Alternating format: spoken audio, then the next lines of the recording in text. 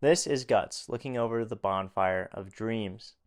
Here he ponders his life, his purpose, and admits that he only fights to survive. This is after a realization that to truly be Griffith's friend, you need to be a man of purpose and a dream. Of course, Guts, thinking he already is Griffith's friend, this sets him off on a new journey. Eventually, Guts wins his freedom and goes on his own journey of self-discovery. However, he misjudges how Griffith will react to his absence, and the next year for the Band of the Hawk is terrible. Guts is none the wiser. He's not around his friends and doesn't see the hardship that they're going through. At this part of the story, Guts has a wish or a goal, and that goal is to find his own purpose in life and eventually earn the friendship of Griffith. Unfortunately, like in many other stories, you need to be careful what you wish for. And this is Laurentius, a pyromancer in Dark Souls 1, stuck in a barrel, which you rescue, and eventually he will end up at Firelink Shrine. Thank you dearly. I am Laurentius, Lord of Great School. I will not forget my debt to you. He is one of the shorter quest lines in Dark Souls, with, as you can guess, a tragic end. A pyromancer's flame is a part of his own body. The flame develops right along with his skill. When I gave you that flame, I gave you a part of myself. Please take good care of it. He's an ambitious pyromancer looking to get stronger and very passionate about his flame.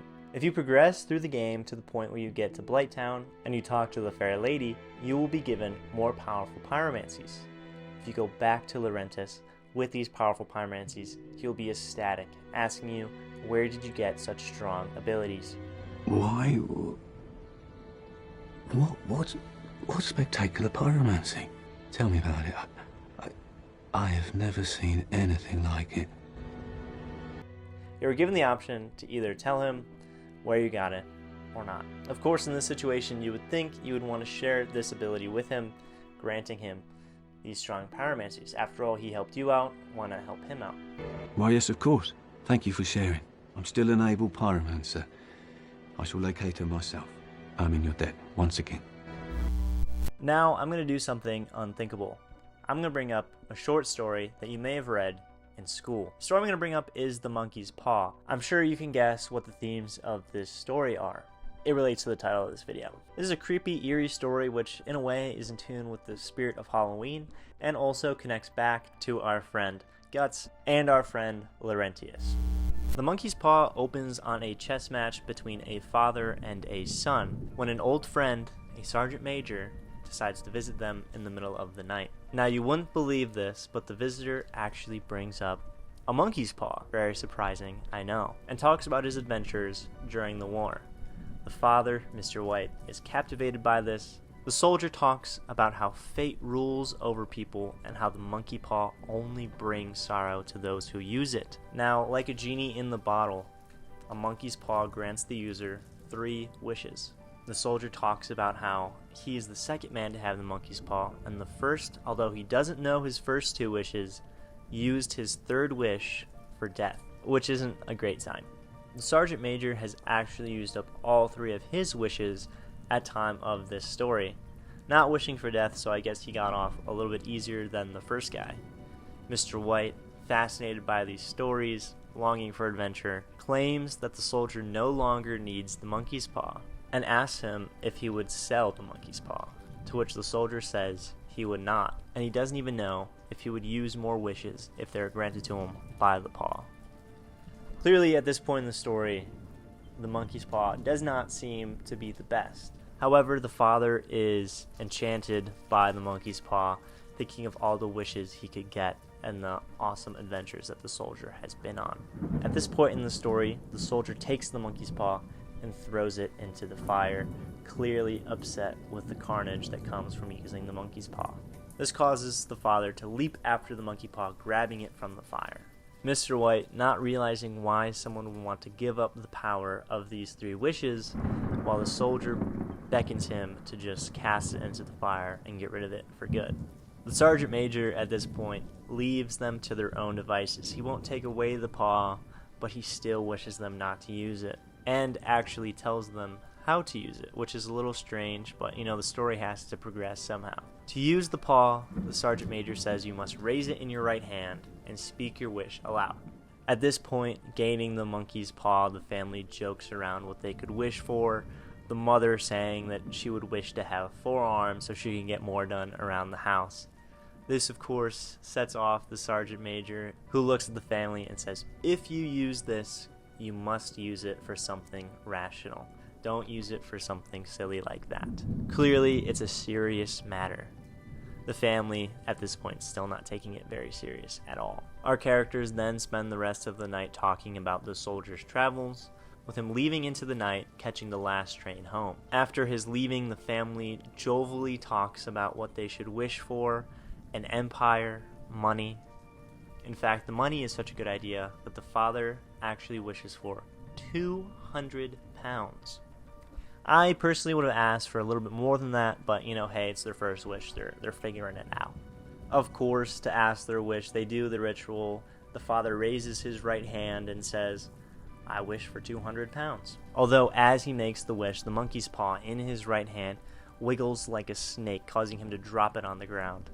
The father, clearly freaked out, takes the monkey's paw and puts it on the table, telling the whole family about how weird that was, but how he'll probably never see that $200, writing it all off as a hoax and going to bed.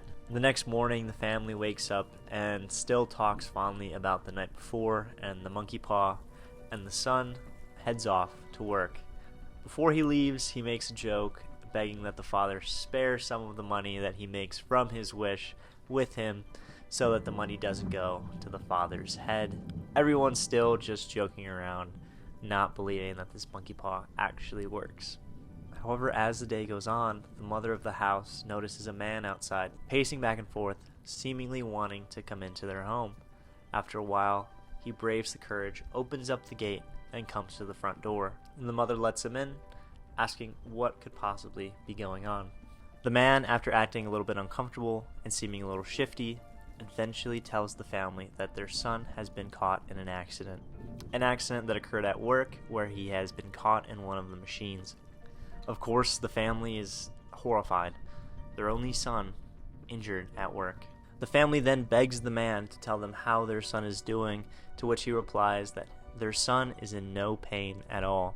Unfortunately, meaning that their son has passed long, dying from this accident. The family, of course, is devastated by this fact, but the man has one more thing he wishes to tell them.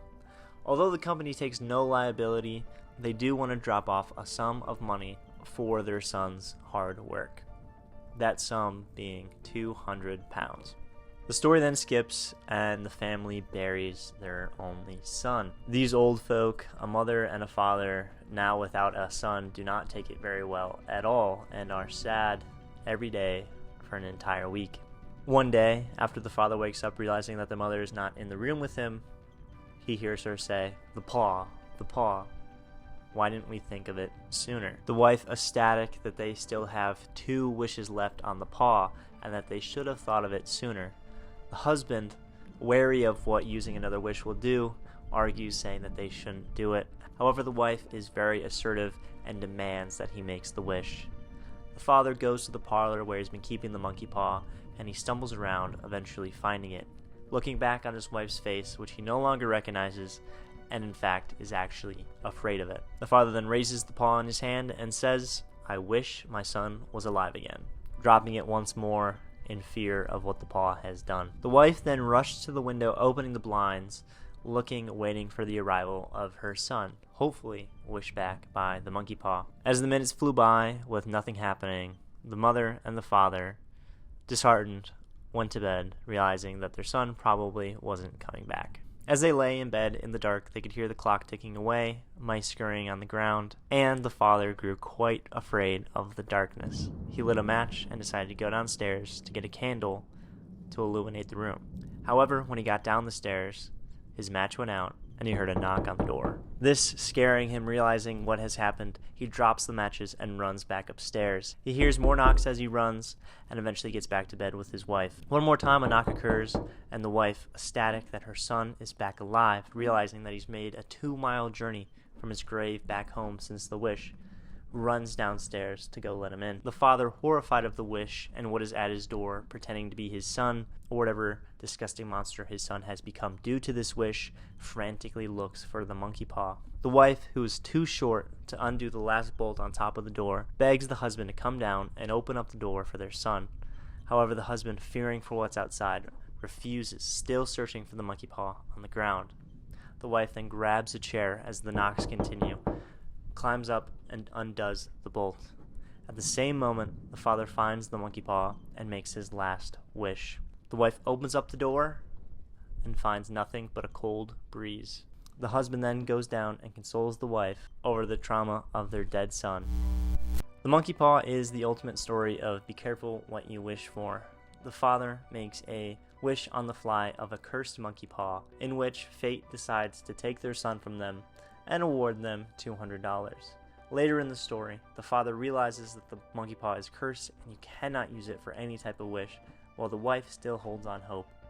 So they decide to make a wish for their son to be returned to them. However, he's already been in the grave, and in a Pet Cemetery type twist, there's no way that the son is going to be healthy and normal. In fact, he's probably going to be a grotesque, evil monster. The father is convinced of this, while the mother is convinced that the son is perfectly fine and the wish will be granted. And then, as the story builds up, getting eerier and eerier, as the tension comes to a climax, the father makes his last wish while the mother opens up the door for their son. The timing is perfect, as their third and final wish, the son is cast away, as we assume that the father wishes for the son to go back to his grave. Here we have Guts again, but instead of looking over a bonfire of dreams, he looks at all of his dreams being crushed in front of him. This is the eclipse in the golden age of Berserk, probably the most infamous part of the story. Guts' dream for friendship and a purpose inadvertently led to this moment. Horrifically, 99.9% of his friends die in this. Only one living is his girlfriend, who loses her mind, and his best friend is the bad guy now. Cringe. Guts, in a way, does get what he wishes for, in a dark, monkey paw kind of sense. Guts was a man that always fought for himself, swinging his sword to survive. Now, for the rest of the story, his purpose is to avenge his friends or look after Casca and get revenge on Griffith. He now has a tangible purpose, a reason to live, and now fights for people other than himself. In a very bizarre, dark way, Guts got his wish. He now has a purpose. Although I'm sure if he could rewind the clock, he would wish that none of this ever occurred. Of course, in this situation, you would think you would want to share this ability with him, granting him these strong pyromancies. After all, he helped you out, want to help him out. Unfortunately, once you go back down to Blighttown, after telling Laurentius where you got those pyromancies, you will find him hollowed out. This is especially heartbreaking after he tells you, "Don't you dare go hollow," which has been a pretty awesome comment that I've gotten in some of my last YouTube videos. Sick reference, guys. Actually made me look into this and make it a part of this video. But yes, tragically, after doing what seems to be the right thing, telling him where you got your pyromancy power from, he goes down there in search of the pyromancy and turns hollow. An act of kindness that you did towards him brought him to his death. Or, like brain death, hollowing, zombification, whatever, you know what I mean? Like, bro's not bro no more. Like Guts and like the monkey's paw, you must be careful what you wish for. It was his own goals, his own ambition, his own dream of stronger pyromancies that led to his ultimate destruction. I think all three of these stories are good examples that what you want might not be the saving grace that will fix your life. $200 might be useful, but it might come at a cost. Of course, that's in a more spiritual way. We look at Laurentius, he based his whole life around pyromancy and becoming stronger. And then when he goes to pursue more strength, he actually ends up going hollow, which is the darkest fate anyone could ever ask for in Dark Souls. And then when we look towards Guts, he has one goal, one mission, which is to chart his own course, find his purpose, and eventually, by the end of the Golden Age, is granted a purpose, although it's much darker and less fun than I'm sure he imagined. This was the first time doing a video in this fashion. I liked cutting between the two different series, and I also liked telling the story of the monkey paw. I don't know how exactly it turned out. If you're still watching, make sure to leave a comment telling me what you thought. It was a bit of an experiment. I think it was fun, but we'll see what happens in the future. Anyway, I've been all over Clover. Make sure to subscribe if you're new, and have a great day.